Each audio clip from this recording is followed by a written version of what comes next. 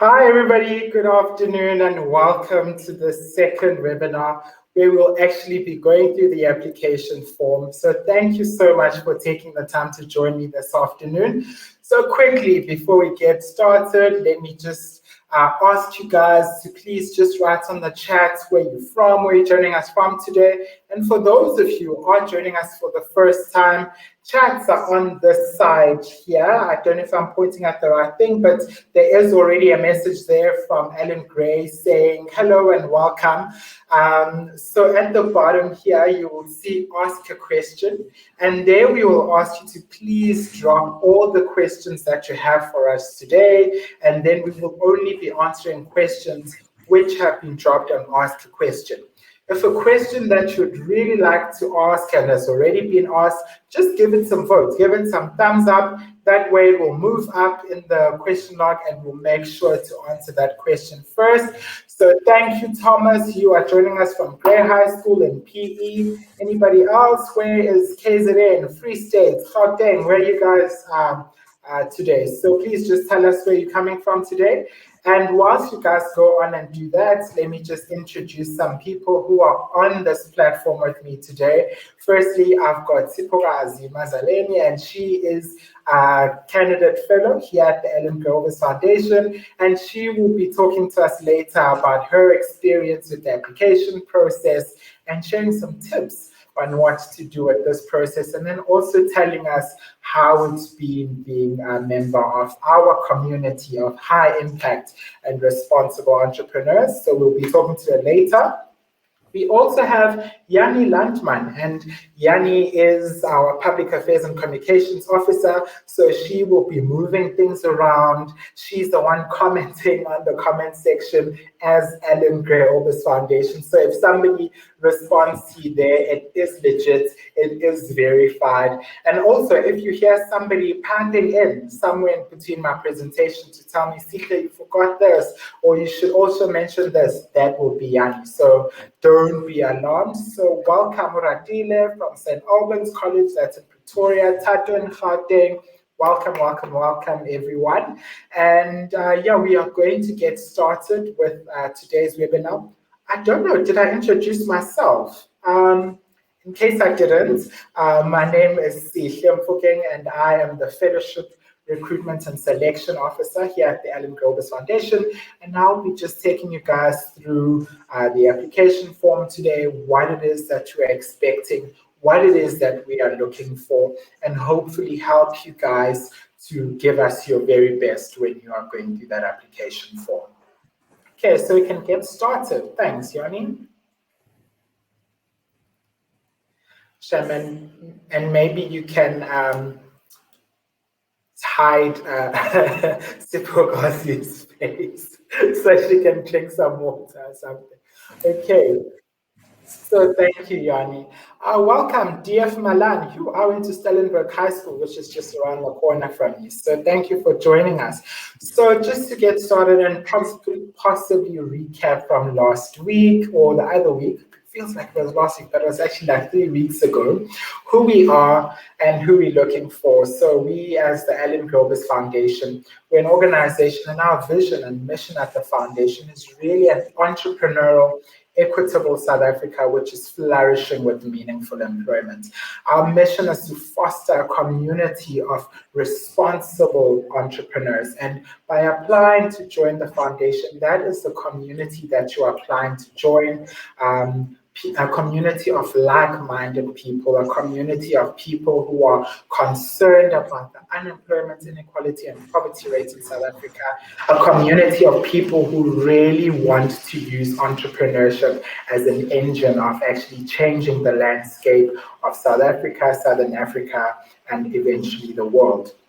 So we always say at the Gr12 Foundation, we believe that it only takes one responsible and high-impact entrepreneur to change this reality, as I've said, of a country, of a continent, and maybe even of the world. And you can do this through offering meaningful jobs, jobs which will be able to put food on the table, jobs which will be able to lift people out of poverty, lift people out of inequality. Service announcement.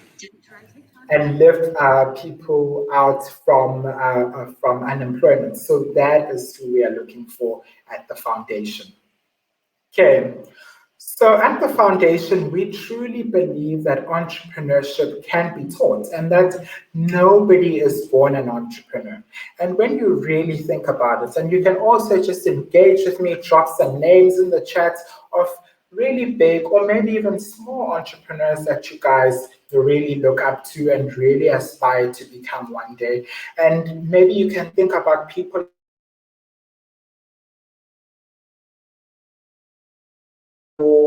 Theo from Batu in South Africa, Yobonans, all of those kind of people, they really are not born entrepreneurs, but entrepreneurship is something that can be taught. And so what we did at the Ellen Globus Foundation is that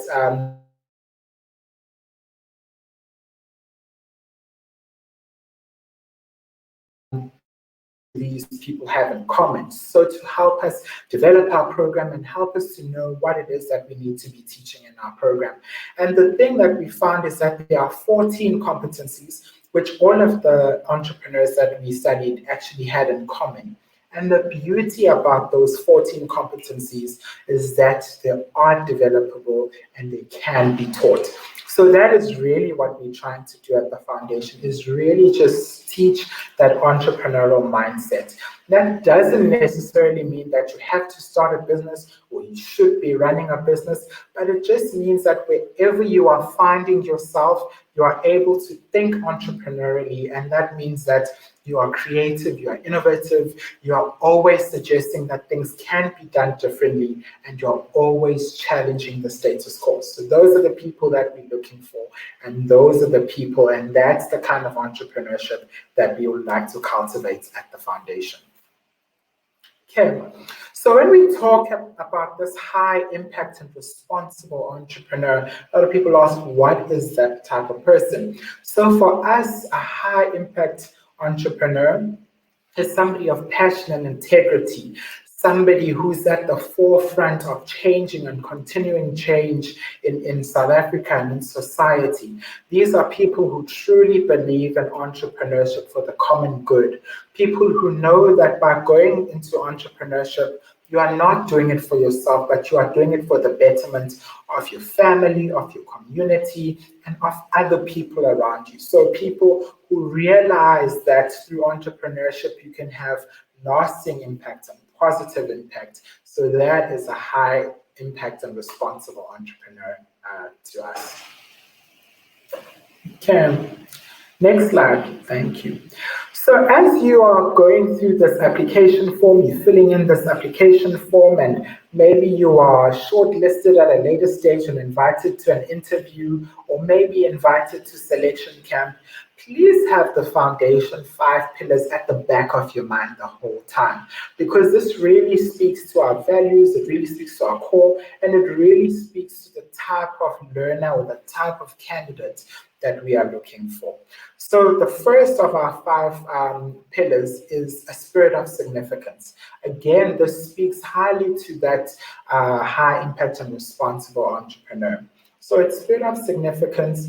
We are really looking for people, as I said before, who believe in entrepreneurship for the common good, people who know that they are going into entrepreneurship for the betterment of other people around them. The second value is, or second pillar, is intellectual imagination. These are people who are always challenging the status quo, always suggesting that things can be done differently. These are the people who are always asking, but why? Why this way and not that way?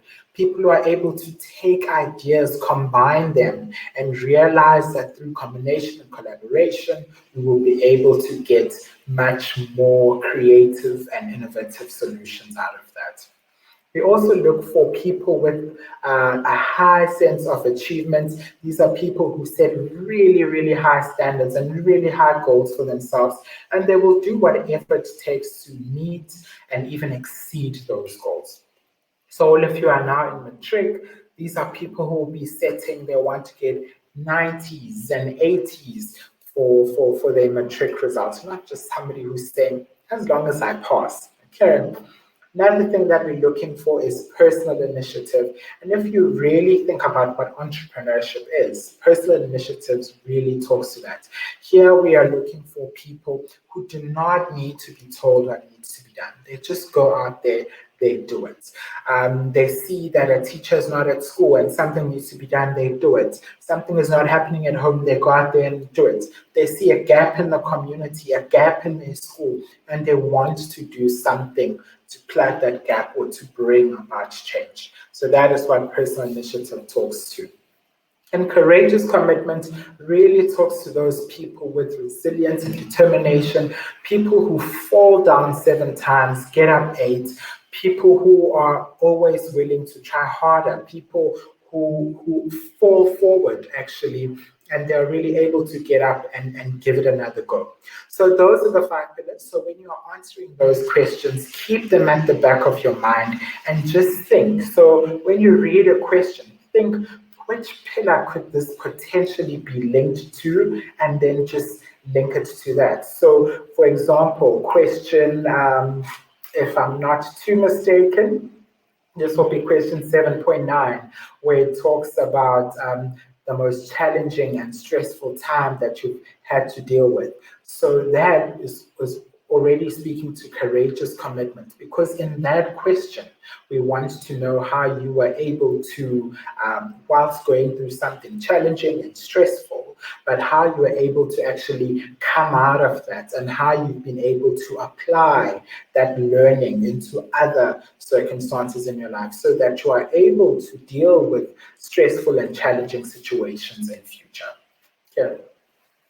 So for those of you who are not here the last time, I'm just quickly going to tell you what it is that you'll stand to benefit or get from this fellowship program should you be awarded the opportunity. So on the entrepreneurial support front, you will have access onto our online learning campus. So this is where all of our intellectual property is sitting, all the knowledge and research that we've done around teaching and developing this entrepreneurial mindset. This is where you'll get access to that, get to learn more about it and develop that entrepreneurial mindset. In your 3rd and 4th year, you will be assigned a career mentor, and this is somebody who's in that career that you are studying already, somebody who will be able to help you along the way, somebody who's walked the journey, and they'll be able to actually direct you and steer you in the right direction and help you with any questions or developments that you might need pertaining to that specific career. You'll then also get to be part of this high impact and responsible community, not only just of candidate fellows, but you also tap into our fellows, you tap into our mentor connection and mentor network, the talent at the foundation, all of us just really working towards developing the next generation of high impact and responsible entrepreneurs. These are the people that you'll be able to work with, collaborate with, again, talking to intellectual imagination, bring in different ideas, combine them, and come up with greater and bigger things to solve the problems that we see in the world today. And then you'll also get access to seminars and workshops that we have at the foundation. And our big one, our flagship event, is called the Jamboree, and this happens around September, where all of our program participants, so whether they are still in high school as scholars, university as candidate fellows, or have graduated as fellows, all of them come into one room, and then it's just a festival of ideas, a festival of pitching and helping one another to build on their idea, to make sure that we actually have those high impact and responsible entrepreneurs. Okay. And then on the academic front, you'll also be given a program officer, and this program officer is somebody that will be specifically assigned to you to make sure that you are doing okay in your academics, to make sure that you are doing okay in your private life. So this is somebody who will come to you on campus, check up on you, and if there's anything that you need, that is your link between the foundation and yourself. So if you feel as if you need extra tutoring, that's the person that you need to talk to. If you need some psychosocial support, maybe you're going through a difficult time, you need to be talking to a psychologist, your personal program officer will be able to access those opportunities for you. Above and beyond all of that, you will then get full tuition. So this is full funding for university. We'll pay for all the costs to study. We'll pay for the full accommodation, whether you're on campus or off campus at university.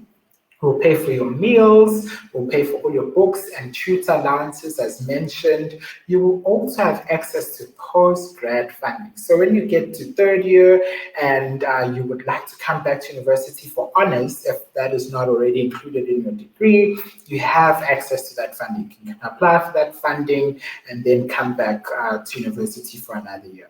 And then on top of all of that, you're also given some pocket money to go to the movies, buy your other half some flowers, whatever it is that you want to do with that money, it is all yours. And it's so important for us to mention that the other benefits and really what sets us apart from other fellowships or other bursary providers out there is that at the foundation, we do not require you to pay back the money, okay?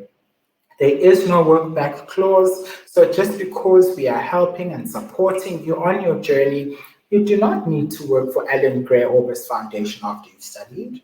You do not need to work for Ellen Gray Limited after you've studied, or any of the other philanthropic entities. We are truly just supporting you and making sure that we are building and cultivating entrepreneurial leaders for the future.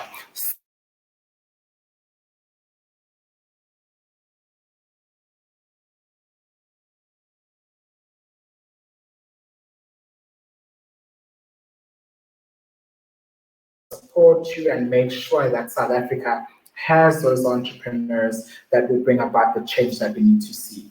Entrepreneurs who will stop the triple evil, which is unemployment, inequality, and poverty. So quickly, just to recap, the requirements of those people who can apply to the foundation at the moment, all of these requirements are based on your grade. These are the results that you need. So minimum 60% in pure mathematics. And for those of you who might not be doing pure mathematics, minimum 80% in math literacy and minimum 70% average, excluding life orientation. So you calculate this by adding all of your subjects, divided by 6, because now you've excluded life orientation, and though that will give you your average. I know some of you are doing more than 7 subjects. Some of you are doing AP Maths and AP English and doing geography and all of the subjects under the sun. So just take your top 6 subjects and that will give you your average.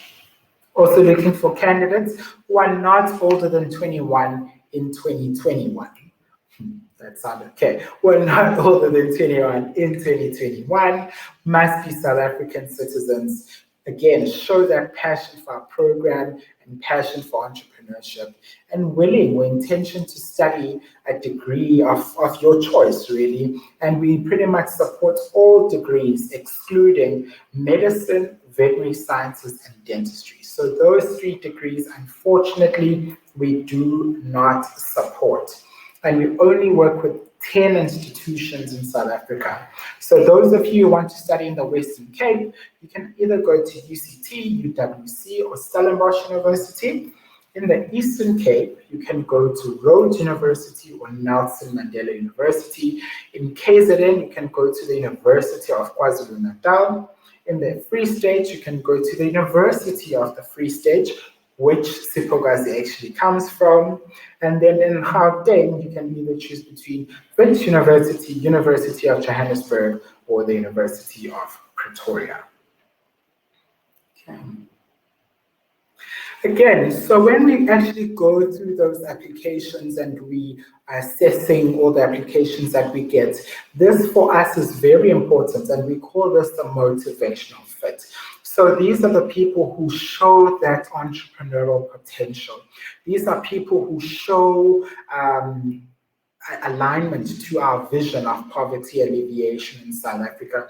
These are people who show the same excitement as we do in the future of South Africa and Southern Africa.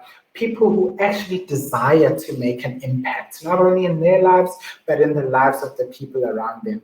And people who show that they've actually really gone and thought about what it truly means to be part of our community and the effort that you'll need to put in to make sure that you are doing well in your academics, doing well in your extracurricular activities if you have any, and actually making sure that you are doing well on our program as well, whilst we develop and cultivate that entrepreneurial mindset within you.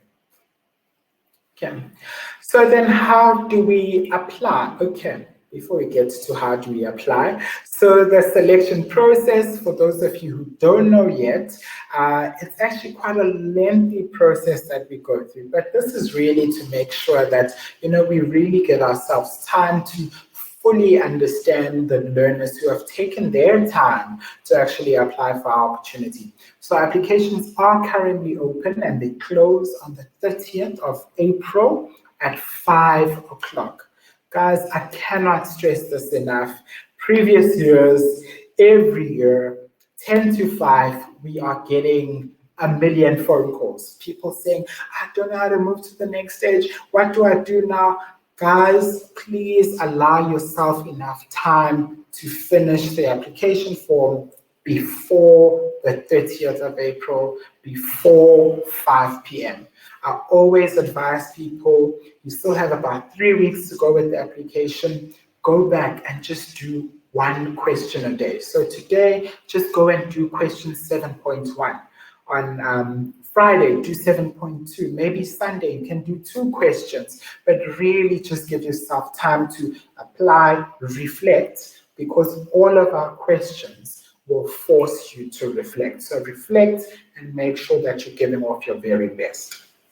Around May and June, we then sit and go through all the application forms that we've received, reading through them, assessing them, and giving them scores. And then at the end of that, in July, August, we invite learners who have been shortlisted for an interview.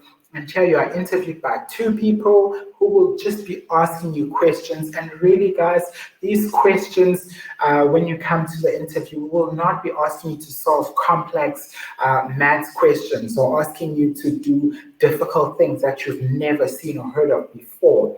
In an interview, it is really based on your personal experience. And that is what we will be asking in that interview. And then if you are shortlisted from there, you'll be invited to a 3-day camp where then you will be working with other learners who have also been shortlisted, just trying to solve some problems. So we believe that you write about yourself, you tell us about yourself, and then you show us what you've written and told us. And then in December, we will make final offers to the learners that we'll be supporting in 2022. Okay. So now, how do you go about applying for this opportunity? So for those of you who actually haven't been onto our website and actually seen the application form, please visit www.allengrayorbis.org. On there, you'll be able to actually complete an application form online. Otherwise, you can just download a form, fill it in by hand, and then you can just simply post it back to us. And the beauty about posting it back to us is that all you need to worry about is just getting an envelope to put that application form in, but you do not have to pay as we pay for that delivery fee. So please just make sure that if you've downloaded the form, you follow the instructions that are on the second page of the application form on how you should actually send that form back to us. And again, emphasize here, applications closing on the 30th of April at 5 p.m. Okay. So before I take you through the application process and try and give you some tips on what you can do to give off your very best, at this stage, I'll now like to call on Sipokazi, who's going to come on and just tell us about her journey with the foundation when she was applying, how it was for her, and what it's been like actually being on the program. So thank you, Sipokazi, for joining us. Thank you, Sihle. Hey, everyone. Thank you so much for the introduction. So, with the application, I first received an email from the foundation around June 2019. They were saying, you did so well in your academics, would like you to apply, you qualify for the Ellen Gray Foundation. And then I was shocked because I never knew the foundation, never knew the company, but I applied anyway. So through the application process, when I opened it, I saw a lot of essays, thoughts, blogs, or these spaces. So I felt like, oh my God, this is because they need me to write essays. However, I had a friend back then when I was doing my second year in varsity, and then he said to me, no, keep on applying. I remember I took 2 days to finish the application. Yes, it was long, but I feel like they gave me enough opportunity to explain really my personality, my goals, my vision, where do I see myself. And I feel like that's why the applications may be long, but the good thing about it is that you've been provided with a good platform to actually showcase your talent, showcase what you're good at, showcase what you love, and what you see, where you actually see yourself. So after finishing the application, around a few months later, I received a call, and then they told me that you have to send us your academic transcript. So I was really impressed with the kind of support system that they have, because I thought it's a lot of applications that they go through, so they won't maybe pay attention to detail. So I sent my academic transcript, and then after that, I waited for the confirmation or for the contact for the interview. So I was then sent communication for the interview. Um, and I was told that I made it, which was very exciting, but I was scared at the same time because I was never been interviewed before. So I went to the interview. It was, guys, it was in a fancy hotel. So I was like, what? This interview is going to be at a fancy hotel. I better wear my best dress, my best shoes. I went there with my best outfit, and they were very welcoming. Actually, it was a very calm environment, and then we had to wait for the interview to begin. So before the interview begins, you have your nice tea, you have your nice food. Remember, guys, it was at a hotel, okay? So I was then called in to come and into the interview, and I was asked a couple of questions. Again, I was nervous. I was all over the place. My mind was all over the place, but I was received so well. I was told to relax. They had water, they had seats, they had tissues. They told me if you want to cry, we have tissues for you. And if you're feeling thirsty, then there's some water for you. And that really highlighted again the kind of support that you can get from the foundation. So after the interview, I went home, and then we were told to wait for communication thereafter. And the last step was the selection camp.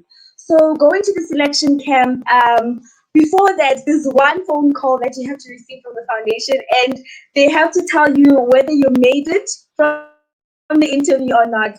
And I tell you, that phone call is life changing. You don't sleep, you don't eat, you wait for that one phone call. And I received the phone call from one of the foundation's people, and I remember she said to me, "So what's your t-shirt size?" And I'm like, "It's medium." And then she said, "Are you allergic to anything?" And I said, "No, I eat everything." And then she said, "Okay, we're going to book a flight for you." And I was like, "A flight? Okay, that means I made it." And then she said, "Yes, you made it." Oh my God, that was wonderful. That is just life changing.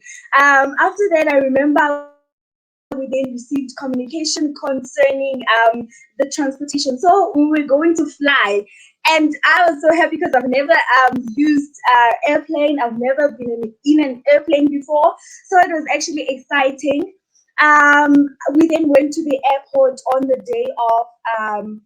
the flight, and then I remember I met two candidate fellows also from the University of the Free State at that time. So it was very exciting to actually know that they also made it. The fancy part, I never knew that you actually get the ticket at the airport. I thought maybe like you get the ticket before, so it was really exciting for me. And then we waited for the flight, and we went to the camp. So when we arrived at the camp, again, guys, we went to a fancy hotel. I must emphasize this. It was really nice. When we arrived there, we had to check in, and then we were welcomed. We went to dinner. I love food, so food will be the greatest highlight of it all. So, and then after that, we were told the next morning we have to wake up really early, and then around 6 a.m. and then at 7 we're gonna have breakfast. So it was like, yo, okay. So no more sleep for me. We woke up, and then we went to the next morning. We were welcomed again. We received t-shirts, bags. It was really nice. I really felt like I was at home. And then throughout the camp experience, I got to know new people. I got to eat really good food, and I was really challenged. So the challenging part is very crucial. I remember some people were breaking down, they were crying, but it was not just that, but the high moments as well. We had playing activities, we had engagement activities, we had great support from our fellow candidate fellows who are now candidate fellows now. We just encouraged each other through it all. And I remember others were like, yo, I didn't know I was going to get grilled. But it was worth it, guys. It was totally worth it because at the end, yes, we cried, yes, we wanted to give up, but it was really, really worth it. Coming back from the camp, I came up with so much information. I came up with so much insight, and I even got to know things about myself that I never knew before. I never knew that I wanted to be an entrepreneur. I didn't know that I'm so inside. I'm so innovative. I'm so energetic. And yes, I got to know a lot of things about myself as well. So that one phone call again after the camp, I had to wait for it. It was before Christmas. So you decide whether you want to enjoy Christmas or not. So I received the call before Christmas, and they said, so they're always dropping hints. They didn't tell me anything. They dropped the hint again. So I remember Mr. Busha called me and he said, so what's your email address? And I'm like, my email address. Okay, my email address is Sipokazi, and I mentioned it. And then he said, okay, I'm going to send you the letter to your email. And I said, what letter? I said, you got in. Oh my goodness, it was wonderful because I had experienced throughout the 3 stages of the application, the interview, the camp, how supportive the foundation really is. They're not just there to grill you, they're not just there to guard whether you're doing well in your academics, but they're there for you throughout your journey. And yes, that is my journey. And thank you again, Sihle. I appreciate it. Sure, thanks, Fogazi. Maybe you can just touch quickly on like how it is being a part of the foundation and how they maybe helped you on your journey as an entrepreneur. All right, so I'm now in my second year with the foundation. In my first year last year, I was doing my final year in my degree, and I got into a program called VLC. So I challenged so much last year. I told myself that I would enter every competition. So the foundation has a lot of competitions throughout the year. So I entered every competition that there was, and I got a coach. So I got a support system. I got a coach, and I had a personal program officer, and also I got all the coaches in ELO, and then there is someone who helps me with understanding finance, and then there is the director of the foundation. So I began my entrepreneurship journey last year. I didn't think that I would start a business, but yes, I did. I have a clothing business, and I also pitched an idea last year as well, which relates to diabetic people and healthy living, called Gr12. So the foundation has funded me with that idea as well. So I'll be starting with adventuring with that idea this year. So I've gotten so much support with the starting the business. I have a business coach. He's very good and very patient. I Other than that, there's funding, guys. So I got funding as well. So I am really enjoying my experience with the foundation, and as well. And what I also love is that they don't push any pressure on you, but they rather inspire you to be more and to be great. So it has been great, and I'm enjoying my journey. And if you do Thank you. have questions for Siphokazi, please just feel free to drop them on the chat. Or no, actually ask a question. And when we get to the end of the tips that I'm about to give you guys, we can then take some questions. And Siphokazi will also then come on to help me do the tip giving and answer some of the questions at the end. So thank you so much, Siphokazi, for that. And yeah, Yani, thank you. So now we're getting into the application, guys. So for those of you who have seen the application, and I'm so sorry that I've gone all dark. The sun just disappeared now. I'm joining from Cape Town, by the way. So yeah. So when we get into the application, the first page is just all about short and factual information that we need from you. So when you're doing that information and completing that information, guys, it is so important that you please use the information that is on your ID. Okay. So don't call yourself Sihlelicious or Sish or whatever it is that we call ourselves nowadays, but please use that information as it appears on your ID copy. Okay. And also please indicate to us barriers or any disabilities or differently able challenges that we need to take into consideration, which could hinder you from actually going through the whole process. So don't just think about the application form alone, but also think about interviews, think about selection camp. You need to be letting us know if there are any conditions that we need to be taking into consideration. And here, guys, it can be things like you are colorblind, because when you get to selection camp, you would be doing psychometrics and you will need to be able to see color. So if you're colorblind, we need to know those things. If maybe your eyesight isn't that great and you need things printed on an A3 rather than A4, you need to let us know all of those things, okay? And then please, if your information changes at any point during the process, you need to call and let us know so that we can change it on the system. And also, it's so important that you guys understand that as a Siphokazi or as a Zama or as whomever, as a Sihle Ayani, whoever is filling in this application form, you are the one applying to the foundation. Okay, so if there's anything that you want to know, you want to find out how far you are in the process, you want to find out what the holdup might be, if there's any holdup, you must be the one to call us. Okay, so please, I know sometimes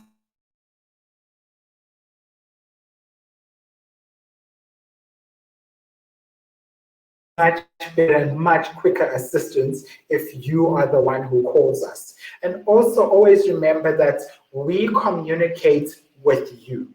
Okay, so we will not communicate with your parents or grandparents or a legal guardian. We will communicate everything with you. Okay.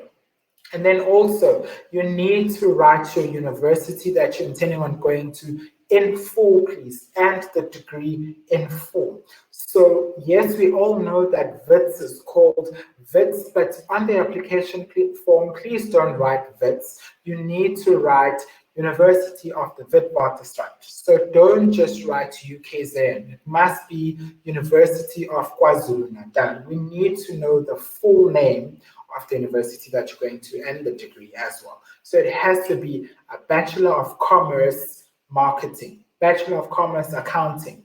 Okay, so don't just say BCom. ACC and know that you mean accounting. All right. And for when you're completing the extramural activities, please just list your highest one, okay? I always laugh when I'm interviewing some people and I say, we know that you've been great since you were 2 years old, but for the purpose of this application, please just list the highest. And there is no need to give us proof of what you've listed in your application form.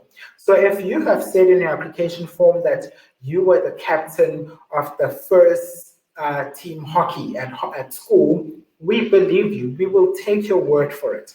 If you say you were in the junior city council, we take your word for it. There is no need for you to send us proof as to that effect. Okay, so this is just short, quick, factual information, and please guys just make sure that you're double checking that information, making sure that that information is correct. I mean, even just for this webinar alone, just trying to send out an SMS or an email to invite everybody who has applied, the amount of emails and SMSs that bounce back because we just have the incorrect numbers. So please just triple check all of those things. Okay. So when you get to the question, 7.1 asks you about how do you see your future ambitions contributing towards South Africa that you'd like to see in the next 10 years. So here, please just know that there is no right and wrong answer. Actually, with all of our questions, there are no right or wrong answers. So with this question, you have to dream big. You have to tell us your vision, your mission, your ambition for South Africa, and how your role is going to be in facilitating and actually realizing that. So this question, it's all about you. It's all about your vision, your mission. So just go mad and dream big. Okay. Question 7.2. This question asks, have you ever started a business or an NPO at any level? Okay, I'll emphasize that again, at any level. And then it asks you to please provide details. Details such as when was it started, how much money is it still operating, and the impact of your business. Okay. So here, for this question, it is very important, and I saw there was already a question on it. I asked a question. If you have not started a business or an NPO, just write, no, I have not started a business or an NPO. And that is completely fine. It will not disadvantage you in any way. Okay. Remember, we are looking for people with the highest potential to become entrepreneurs one day. We are not looking for people who are already entrepreneurs. So we're looking for the highest potential to become entrepreneurs one day. So if you haven't started a business, that is absolutely fine. And also, the most important thing is that at any level. By that, we mean your business does not have to be registered. Okay, so if you have started a business or an NPO, you just need to tell us about it. Okay, if you have not started a business or an NPO, please do not feel the need to tell us about your future plans. Okay. At the foundation, we use what is called targeted selection, and what that means is that we believe that past behavior predicts future behavior. So in everything, so remember that, guys, whether you're filling in this application form or you're doing your interview, the only question where we really ask you to look forward is 7.1. Everything else must have happened already. Okay, so with 7.2 as well, if you haven't started, just say, no, I have not started, and don't tell us that, but in future I plan to. Okay, so there's no need to do that. Okay, thanks, Yani. You can move to question 7.3. Okay, question 7.3 talks to about your top strengths and your top development areas. Okay, so here, guys, it is very important that you do not explain the development area or the strengths. Okay, so do not explain to us what teamwork is. Do not explain good presentation skills are. rather give us a practical example of where you've actually demonstrated that, okay? And actually then combine it or link it to your chosen career field. So an example of this will be, my strength is I am good with public speaking, okay? Good with public speaking, I'm not shy, I'm able to put across a message, I've done a presentation to over 500 people, okay? So that is my strength. My strength, which is good in public speaking, has informed my chosen career field, which is marketing, because if you are in that field, you are required to engage with people, to talk to people and all of those things, okay? So see how I've now managed to link that skill or that strength of mine to my chosen career field, okay? Again, with development areas, it's not showing a sign of weakness, but it's actually just showing us that you are aware of where you might still need to develop, what is needed in the career, and actually what you are already doing about that. Okay, again, here you can give examples. Again, I'll use myself. Maybe I'm not good in writing. I can present and speak well, but in writing, I'm actually not that great. Okay, but if I go into my career of marketing, I'll be expected to write press releases and statements and all of those things. So there, I need to be developing that skill so that I can be able to do well in that chosen career field. Okay. So if we move on to the next question, 7.4. 7.4 is tell us about an initiative, activity, or project you personally started in the last 5 years or played a key role, significant role in. Okay, even again with this question, guys, and you see all of those pointers under there highlighted in black. Those are all sub-questions. So please make sure that you answer all of those sub-questions, which will make sure that you give us the best possible response. The third of those bullets, the one highlighted in black, says list as many reasons as possible. Okay, again, guys, when we are sitting and we are reading and we are assessing the application form, if that says, did the candidate list reasons why this initiative would not have been successful without them? I start by giving you a 3, okay, to say you're competent. But if I get there and I think, and I see that the candidate only listed one reason of how this would have not been successful without them, then I can't give you a 3, which means now I must look at giving you a 2, okay? But let's just say you've listed 7 reasons of why this initiative would not have been possible without you. Now you are leaning towards getting a higher score. You are moving out of the 3 phase into the 4s and the 5s, okay? Obviously taking into consideration everything else that is there within that sub-question, okay? Yani, so if you could just move on to the tips for me, please. Again here, guys, you need to tell us what your specific role was. And we know that sometimes you work in groups, and especially this question is about a group setting where you started something or played a significant role in. You need to tell us what your role was.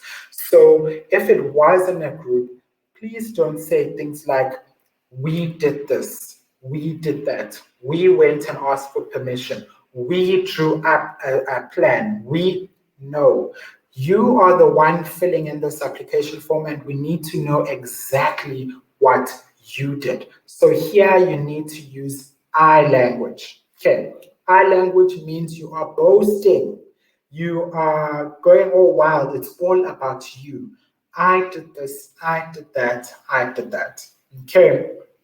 All about us trying to find out here what it is that you did to help the group solve a problem. Because one of the other sub-questions was, did you encounter a problem along the way, and how did you solve that problem? So that is also what we want to see in this question.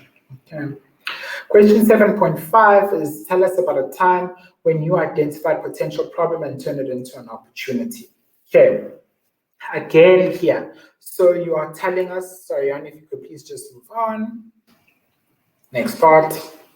Okay, so here you need to think broadly. With all of our questions, always think broadly. Don't just limit yourself to school. Okay, when you are giving us your situations, they could be from home, from church, for those of you who go to church, from temple or mosque, whatever it is that you do, or from a sports team, from your friend group, whatever it is, from your relationship with your girlfriend or boyfriend, if you have one, whatever it is that you want to tell us about, this is the time to actually think big, okay?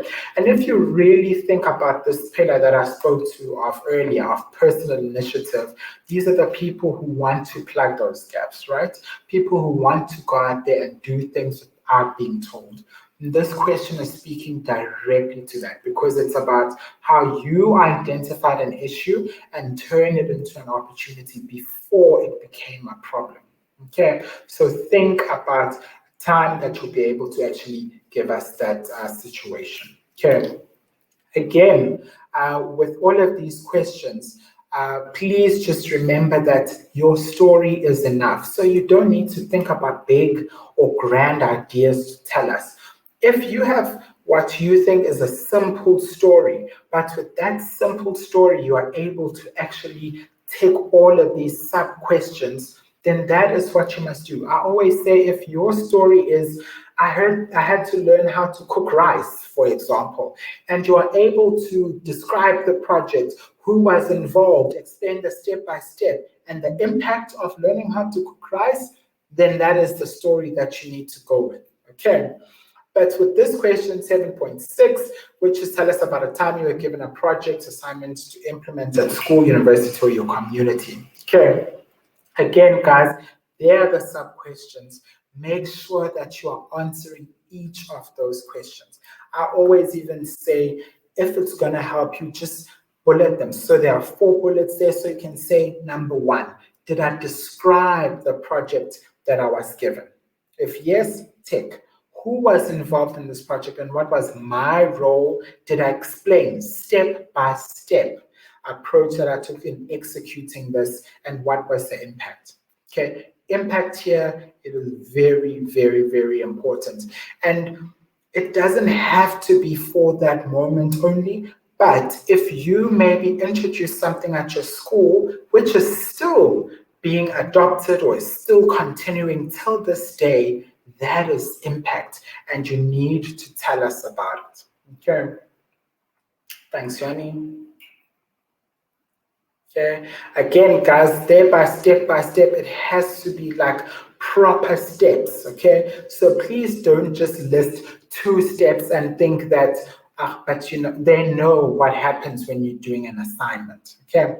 Don't think that we know.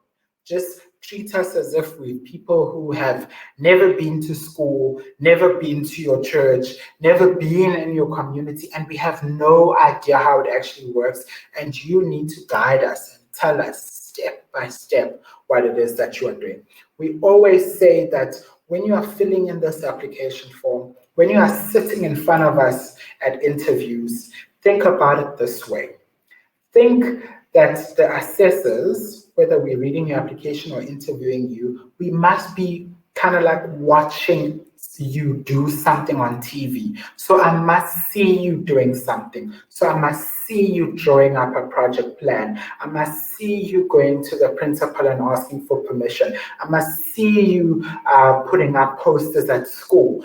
All of those, I must see you going and handing out the shoes that you'd collected if maybe you had a shoe drive. Those are the steps that I'm talking about, and no step is ever too small for us. Okay. Question 7.7, think of a situation where you demonstrated leadership in your family or school or in your community.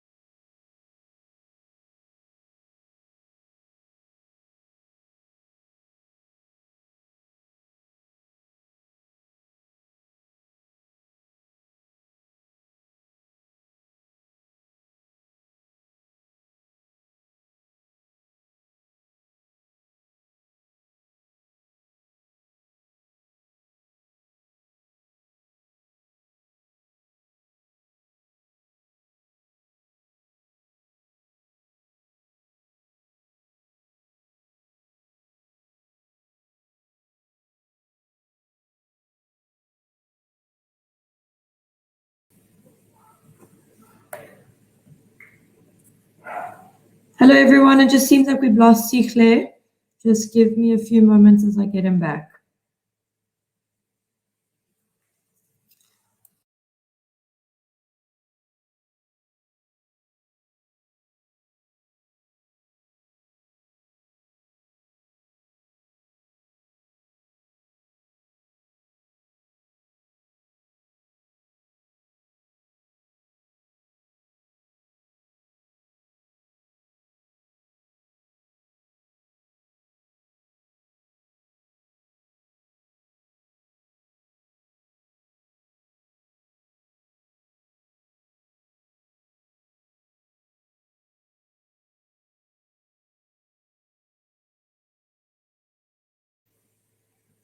Sorry about that, guys. Sihle is busy joining back. He'll be on screen in a moment.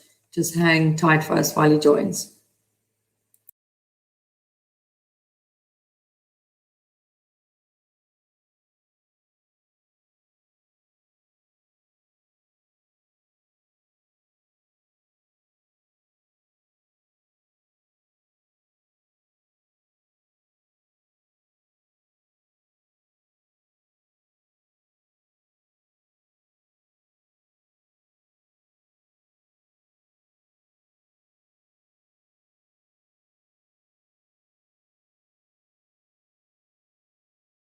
Okay, I am back on. Sorry about that, everyone. Yani, I'm audible. We can hear you, yes, Steve. Sorry? We can hear you, yes. Okay, cool. Thank you. So I can just go back to full presentation mode again. Thank you so much.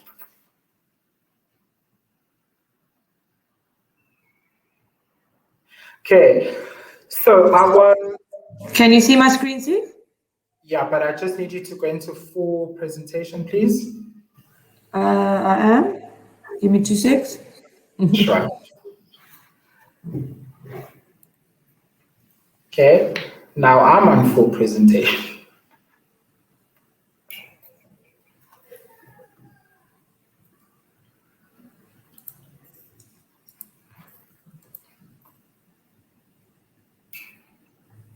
Can you see? Perfect. Thank you so much.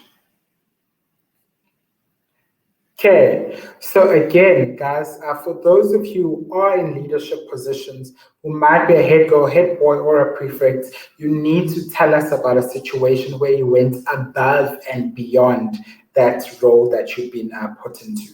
So please do not give us a situation where you're just listing to us your what you are required to do in your role as the prefect or as the head girl, but you need to be showing us where you went above and beyond your call of duty. Okay, question 7.8. Okay, question 7.8 talks to...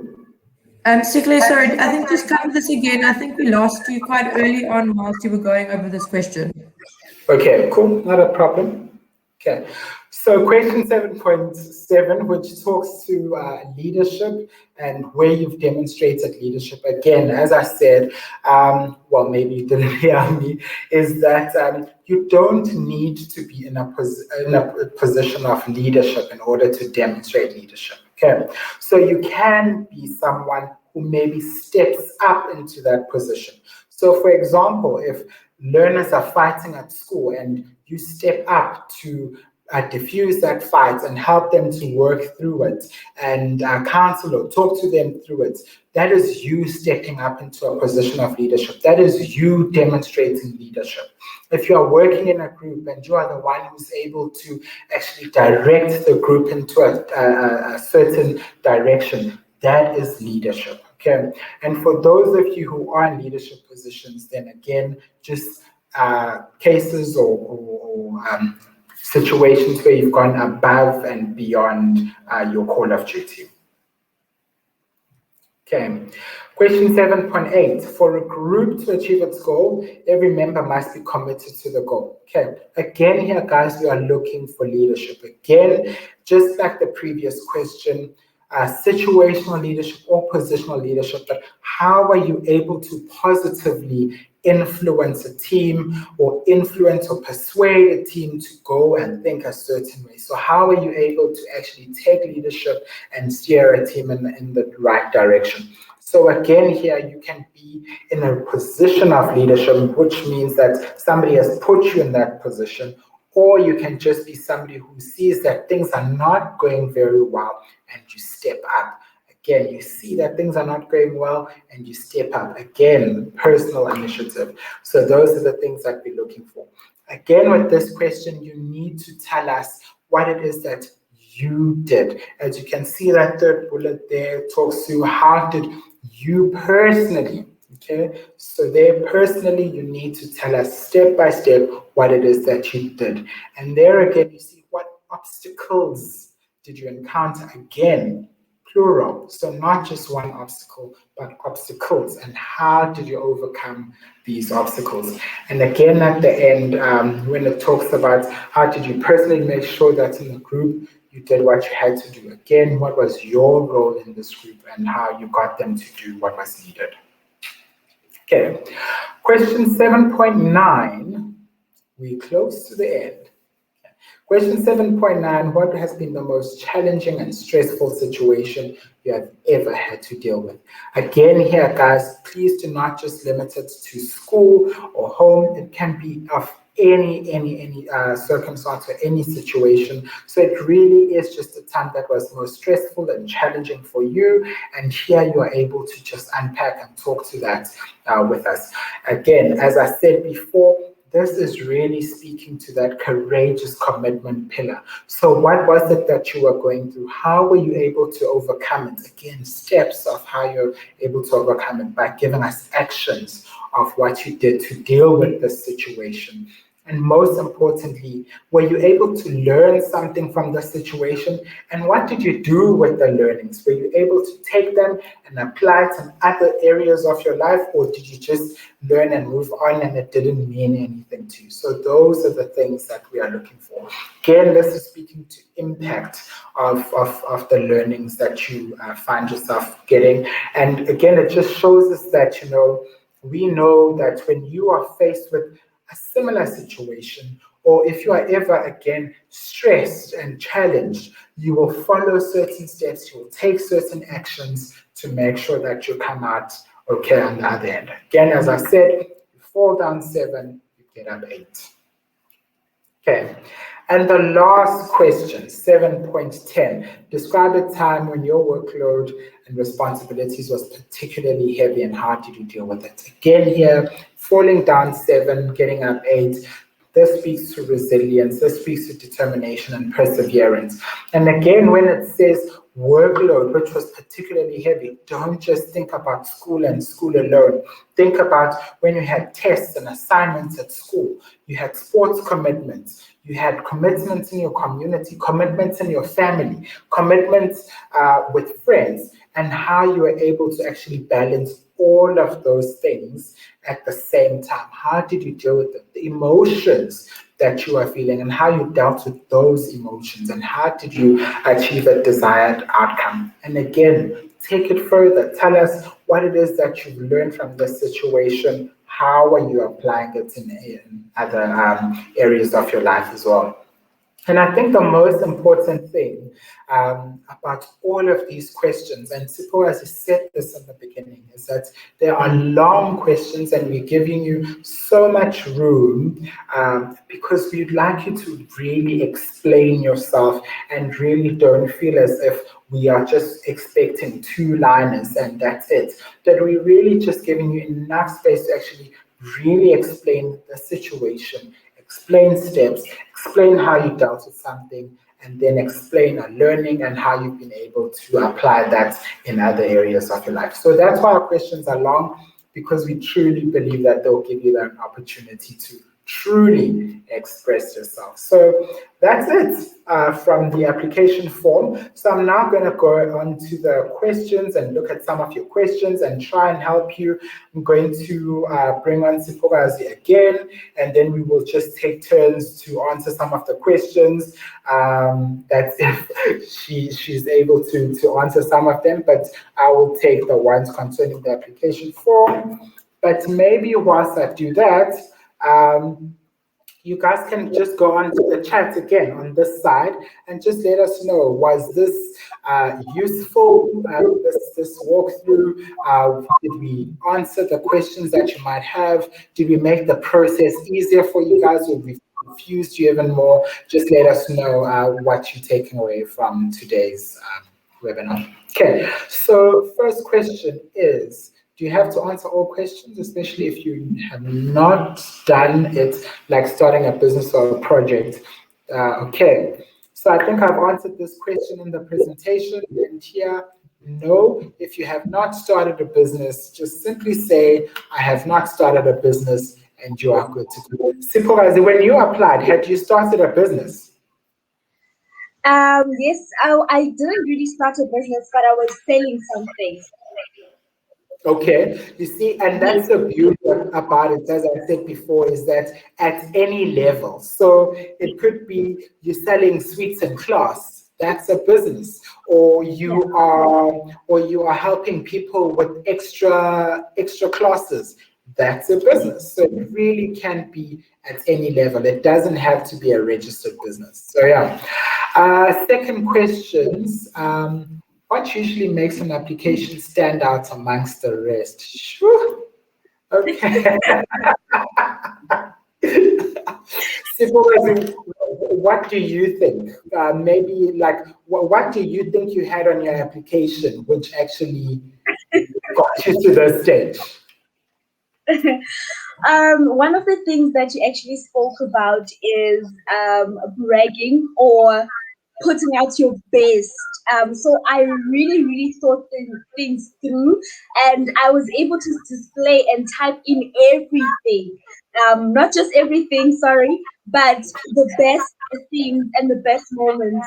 For example, my community initiative, my high school initiative, my university initiatives. I was able to highlight every moment. And even in the interview, I was confident about it. So really, I think maybe that's what made me stand out. Amazing, thanks for that. And I think it's so important, Sipokazi, because as you're saying, it's really about putting your best foot forward. And I think we mostly shy away from boasting, like, oh, it will come across as if I'm this person who talks too much about themselves. But actually, that is what we are looking for. So that is what we need. So yeah, all the best to you guys. Just boast. Okay. Okay, this question, if we applied for the fellowship, are we still able to apply for the Gr12 Fellowship Scholarship? Yes, you can still apply for that, but unfortunately you can't have both. No, actually, I lie. Yeah, you can still apply for it though, so please go ahead and apply for the JGF Fellowship if that is what you'd like to apply for as well. But if you do get both fellowships, the Ellen Gray Fellowship and the JGF Fellowship, you can't double dip. So one fellowship will maybe pay for fees and stuff like that, but Yani, am I correct in saying this, or you actually have to choose one? Sihle, I'm actually not quite sure, but I'm assuming that we would treat it the same as other programs, and perhaps you can actually even touch on that now. Yeah, I was actually thinking maybe we'll treat it as other programs, but because they also have this program that they run alongside, I'm pretty sure you have to choose one of the two, but you can still apply for both and then choose at the end. But even with other fellowships or other bursaries, other scholarships, you can still apply for those. And if you are awarded maybe the Ellen Gray and maybe Old Mutual as well, Ellen Gray does not force you to choose one, but you're not allowed to double dip. So you can't take stipend from us and a stipend from Old Mutual, and we can't both be paying for your fees. So one of the two will pay, and then we will just come in and then just top up or pay the difference of what the other scholarship is not doing. Okay. Sihle, sorry, there's just a question on that question from Danielle asking what the James Charitable Teacher Scholarship is. Maybe you can just give her a quick rundown to let her know if she is interested in teaching. Okay, cool. So Gr12 Fellowship is a fellowship program just like ours. So they also pay tuition fee, accommodation, everything like we do. But their program is focused on entrepreneurial educators. So it's for people who are really interested in becoming teachers and entrepreneurial leaders within the schooling environment. So those are the people who can apply for that role. Okay. Thank you. What is the difference between position and level when listing extramural activities? Okay, so position is position and level. So position will be what it is that you're doing. So if you are first team, second team, or whatever, those things, and the levels is also then just depending on how many of those you have at your school. Because some schools you might list there you are first team hockey, but there is only one hockey team. So just give us a level of where it is that you're ranging in that field. For example, you look at big schools like Maritzburg College, a basketball team can go to like the G team. So if you're in the first team, that's quite a big achievement. So those are the levels that we're looking for. Okay. Okay, and also with other activities, things like maybe if you are, let's just say, helping out or maybe you've made it in sport and you play now for the SA soccer team or basketball team. So instead of giving us your school level, then just give it to us at a national or international level. Okay. For 7.5, can the opportunity be one which benefited yourself or one which benefited a group of people? Yani, question 7.5. What does it say? Thank you for going back. Okay. Potential impact, okay, of the opportunity.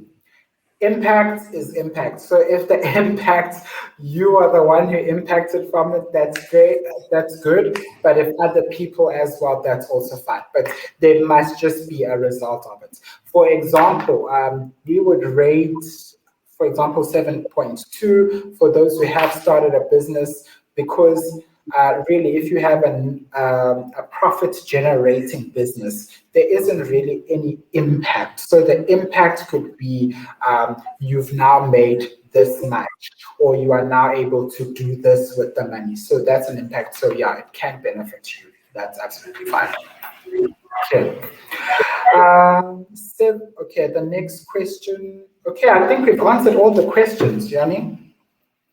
Are you guys also in grade 12? Yes, yes, yes. They've helped them answer there. Okay.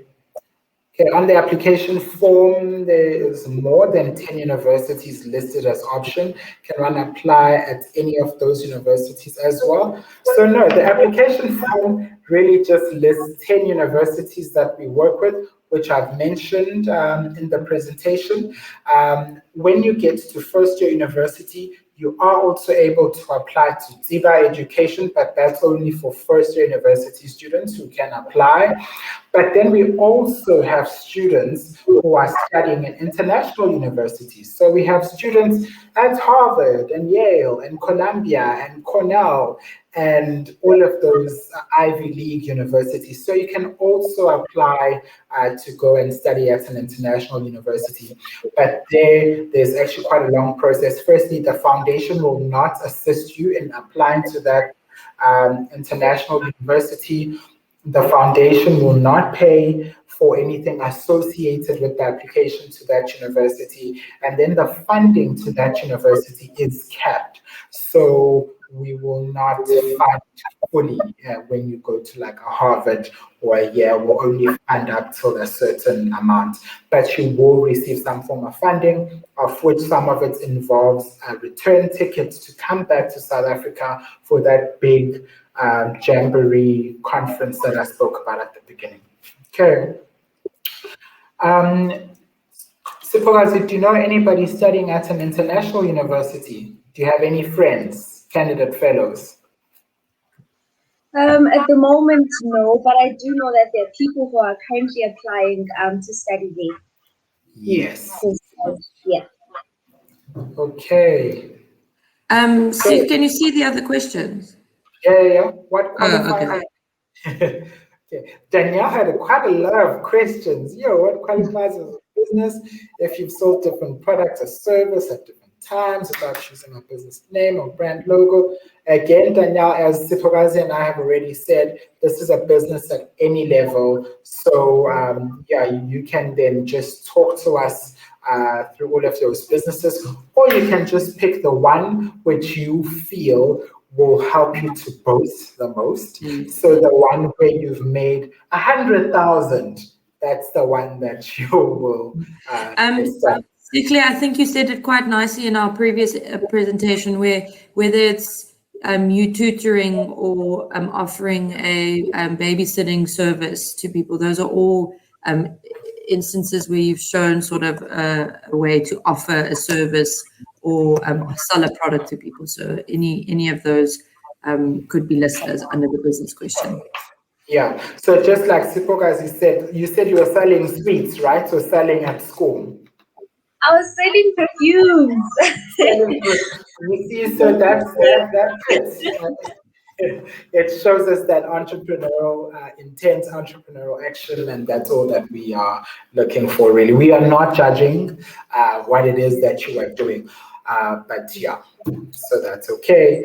For question 7.1, it was asked to outline some plans. If you have any plans, which is relatively already planned, may I go into some in-depth detail? Okay, you can, as mentioned before, I think question 7.1 is the only question where you have a word limit.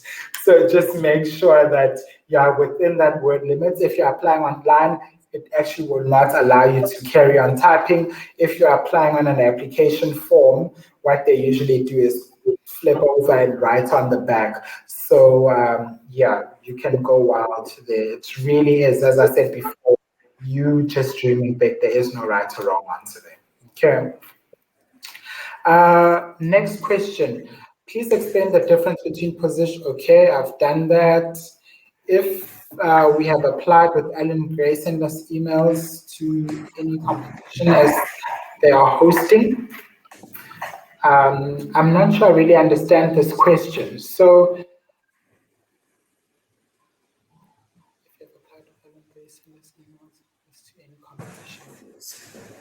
Sihle, I think Alan Gray Entrepreneurship Challenge. Yeah, but I just think they should probably mean any challenges in general. So I think the Alan Gray Entrepreneurship Challenge is the only outward-facing one. Okay. If you're not a candidate. Okay, yeah. So yeah, we don't have any competitions that will be open to any externals. If you are a candidate fellow, everything is just kept in-house. So unless you're doing the Alan Gray Entrepreneurship Challenge, then there you would have received communication about this fellowship program, which you could have applied for. Okay. And how many candidates do you choose to sponsor? Siphokazi, in your year, do you know how many we gave the fellowship? How many candidates got it? At UFS, we're just 20. So it was 20 in UFS. Yes. Okay, so we actually make 150 offers every year. Okay, so 150 offers every year, and we don't dictate where the learners go. So unfortunately, UFS only 20, but at UCT 233 of them are there. So yeah, that's how many offers we make. But it's so important to note that just because we have space for 150 every year, it doesn't mean that we will make 150 offers. Sometimes our pool is just way too strong, and we might end up making offers to 156 or 152. And sometimes the pool might not be as strong, and we'll only make offers to 140 or 142. So it really just depends on our pool for that year.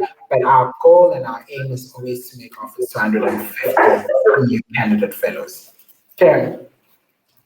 Is everything involved with medicine excluded from the scholarship? Okay. No. So if you are applying for degrees like physiotherapy, speech therapy, occupational therapy, biomedical engineering, or biochem, you can still go on and study all of those qualifications. We just do not sponsor an MBCHB. So Bachelor of Medicine, I think it's called Bachelor of Medicine and Bachelor of Surgery, that degree we do not support. We do not support dentistry, and we do not support veterinary sciences. Okay. How many people usually apply each year? So we usually get about 1,500 applications every year. Last year we hit 2,000, and I'm hopeful that this year we'll hit around 2.2. So that's how many people actually apply for the opportunity. Okay, and last question is, if you do not end up successful with the foundation, register us at the university. Oratile, unfortunately not. If you are, it's your responsibility to apply to a university and make sure that you get into a university. So if you do get the fellowship opportunity, we will have a university to pay. Otherwise, if you are not getting into a university, then that means you really can't join the fellowship. Okay, so yeah, there are no more questions, nothing on the chat. Siphoba, is there any last tips from you before we close it off? So I have 3 things. It's 1, apply early as possible. This will give you allowance, and this will give you time to go back to the application now and again. And then think things through when you're actually typing in your answers. Think things through. And then the last thing is, what did you do? I remember at the interview, they were like, don't say we did this. Always remember, what did you do? So emphasize the I and not the we. So yes, that's it.